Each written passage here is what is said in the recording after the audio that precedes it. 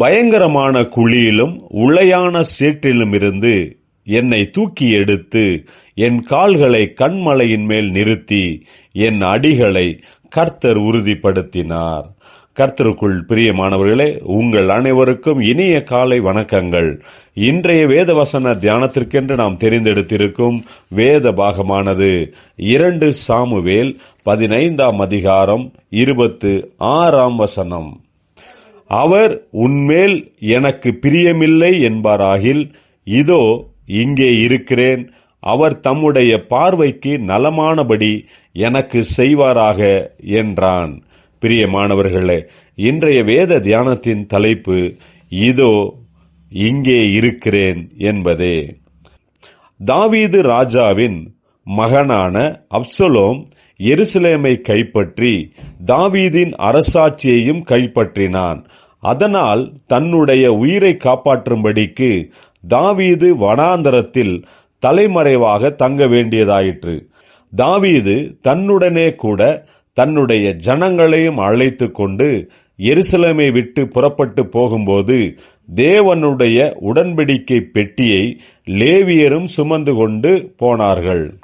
தாவீது ராஜா ஆசாரியனாயிருந்த சாதோக்கை நோக்கி, தேவனுடைய பெட்டியை நகரத்திற்கு திரும்ப கொண்டு போ, கர்த்தருடைய கண்களில் எனக்கு கிருபை கிடைத்ததானால் நான் அதையும் அவர் வாசஸ்தலத்தையும் பார்க்கிறதற்கு என்னை திரும்ப வர பண்ணுவார்.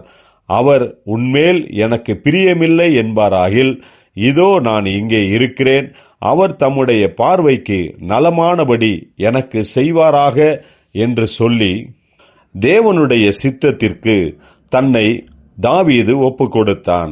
கர்த்தர் தாவீதின் மேல் பிரியமாயிருந்தபடியினால் தாவீதை மறுபடியும் உயர்த்தினார், அரசாட்சியை திரும்ப கிடைக்க பண்ணினார்.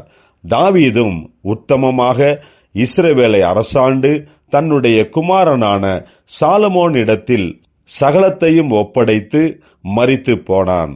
பிரியமானவர்களே, அநேக எதிர்ப்புகளின் மத்தியில் நம்மை முழுமையாக தேவனுடைய சித்தத்திற்குள் அவருடைய கரங்களில் ஒப்படைத்து விடுவதுதான் மிகவும் சிறந்தது.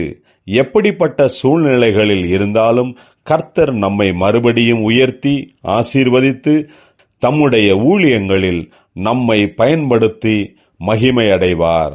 ஜெபிப்போம். ஜீவனுள்ள தேவனே, இதோ நான் இருக்கிறேன் என்று உம்முடைய சித்தத்திற்குள் எங்களை உம்முடைய கரங்களில் ஒப்பு கொடுக்கிறோம். எங்களை பலப்படுத்தும், ஆசீர்வதியும். இயேசு கிறிஸ்துவின் நாமத்தில் ஜெபிக்கிறோம் நல்ல பிதாவே, ஆமேன்.